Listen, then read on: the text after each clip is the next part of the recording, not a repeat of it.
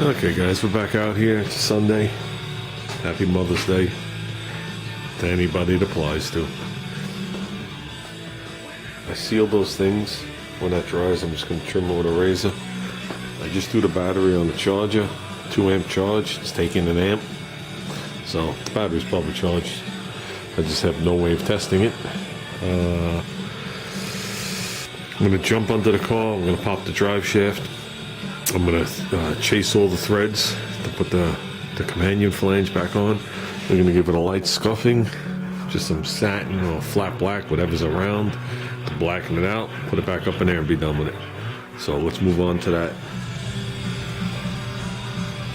It's beautiful. That will be flat black within a decade. So let's jump under there. I got the tap and everything set up. I'm just going to jump under there and clean up the threads, chase them up. Okay guys, story time. Tell me what you think. I go to the eye doctor the other day. I gotta take eye drops twice a day. Hey, no big deal. So I go to the eye doctor and I tell the eye doctor that I'm barely making it to the 2 drops a day. That the prescription used to be larger, but for some reason it got smaller. Okay, so I need the next size bottle. So they told me no problem, they'll correct it. So they phoned the order in. Later on that day, I go to get it. I get the bottle, and it's a smaller bottle again. So I said something to the lady behind the counter. Obviously it wasn't the pharmacist, it was just a helper. And I explained to him, I said this prescription's supposed to be either the next size, instead of 10 milliliters, it's supposed to be either 15, 20, or 30. I said the 10 isn't enough. So she takes the prescription, comes back and says, this is the correct dosage. You know, the size. I said, no, it's not. And I said, I was there when the doctor made the correction. She takes the prescription, walks away. Now I'm sitting there 15 minutes. Okay, line behind me. Comes back and says, I just spoke to the pharmacist and it says here you have to take this twice a day. Okay, I was like, yeah. And she goes, there's enough drops in here for 50 drops. She goes, there's only 30 days in a month. So I said to her, if there's 30 days in a month and I have to take it twice, how many drops is that? And she just stood there and looked at me and she goes, 30? She goes, well, the pharmacist says there's 50 drops here. She goes, at 2 times a day, you only need 30 drops.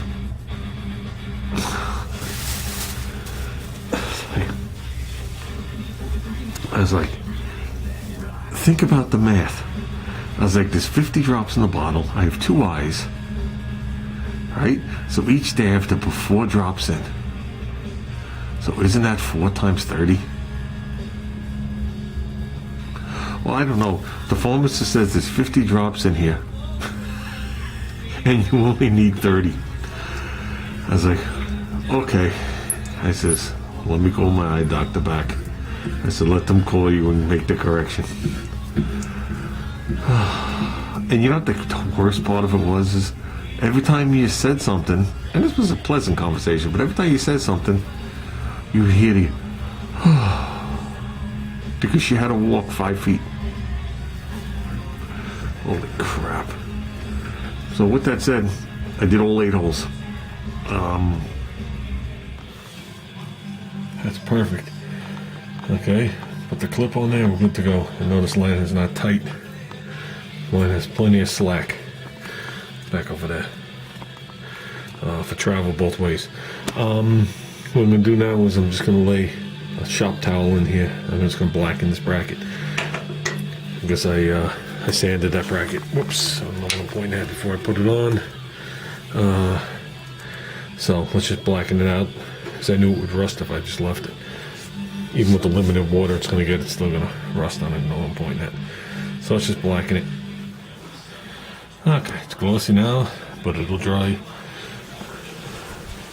flattish. Okay. Let's put the line on there and cord good. I don't even know what I'm pointing at. Okay guys, look at this line. That's a spare piece of NICOP that I had sitting here. I got 2 pieces. Normally I just bend the lines freehand, you guys know that, and I go as I unroll and I shape it. I figured since I had a piece, I'd make that back area. So this is inside the fitting, so the new one has to be about 1/4 of an inch longer than this, give or take. It doesn't matter. It's not that crucial. It's not like, you know, whatever. Basically, if you look at it, I don't think it's going to stay. It comes out, it juts down to the frame, follows the frame rail. I actually moved it over a hair right here, and right in here is the plate or the bracket hooked to the frame for the ladder bars. So we're clearing that. We come long past it, we jot over away from all the stuff that's there in the car, and we go right alongside the fuel line. And obviously we're this far into the fuel line, so I'm gonna need to make the piece any bigger. So when I bend up my new line, that's what I'm gonna sit and replicate. Is there some waves in it? Yeah, it doesn't matter. This stuff is so bendable, it's totally ridiculous. So this way I don't have to climb in and out of the car with a whole roll of 25 feet, which is laying there in the bag. I think I had left over from before, but I don't think I have enough to do the front of the car. I don't know. I think there is some left in a roll, but I don't have to look for it. But either way, how am I going to do this? I'm probably going to do it the same exact way. I'm going to stagger the joint over here, and I'm going to cut it off, and then I'm going to do the last piece separate, because I still have to put in the adjustable proportioning valve and stuff like that. So this will allow me to mount it somewhere nice where I'm comfortable and just bend up the front line to it. Because bending this line from wherever the proportioning valve is through all the zigzags there, up and all that zigzag, can I do it? Sure. I could do it a lot easier on a lift, absolutely. But I could do it, but why bother? I'm just going to be putting in one more break, and where that break is probably where this is going to be. This is probably going to be the union. So that's the way, at least that's the way I have it planned. Because it's not one of those things you're driving down the road and you're going like this. You just adjust it to where you feel it should be, and you drive the car and test the brakes. And you increase and decrease it. We should be able to put a decent amount of braking to the rear with those tires. But either way, I start with it wide open to the rear and say I like the way the car stops. And then from there, we'll make up that front line. The front line might get a little tricky. But we'll see, because I'm not sure I'm fishing it through there yet. I still have this hole here that I don't know what it's for. I don't remember. I thought it was for the parking brake, but the parking brake's under the car and hanging there right now. So it's not for that. I don't remember what it came out the side of the car. There is a harness that does run to the transmission for the neutral safety switch. So I don't think it came out of there, but I'm not going to doubt anything yet. I don't remember. I truly do not remember when we went through there. It could have been something for the evap also. There was a lot of evap crap in the canister and all the stuff all like mounted right here. But like I said, I don't remember, so I don't want to use the hole just yet. But I am going to have to find a place to run electrical into the car for a couple of things, and I do them up in the back of the wheel wells here on these type of cars. I don't like drilling to the firewall. I think it looks like total crap.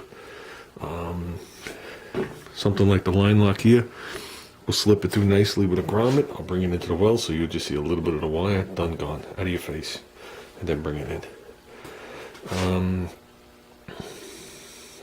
And I know there's going to be some wiring coming in on that side of the car from in the wheel well too. And if I did do the coil here, it might also do the same thing. We got plenty of holes to go through here from all the different things. Coil wire is just laying there, but I moved the plug wires. They're now underneath the frame rail. I want to see how that looks, and I took off all the looms in the center. I think the looms made it look terrible spreading the wires out. Right now they're just in a tube running. And I just ran the coil wire out the front and just laid it down the side because I'm not sure what we're doing with that yet. I've tried it out the back and ran it with the wires and brought it around. That looks the nicest all through here, but it makes this wire up too high. And I've tried a dozen combinations, so we'll decide what we're gonna do.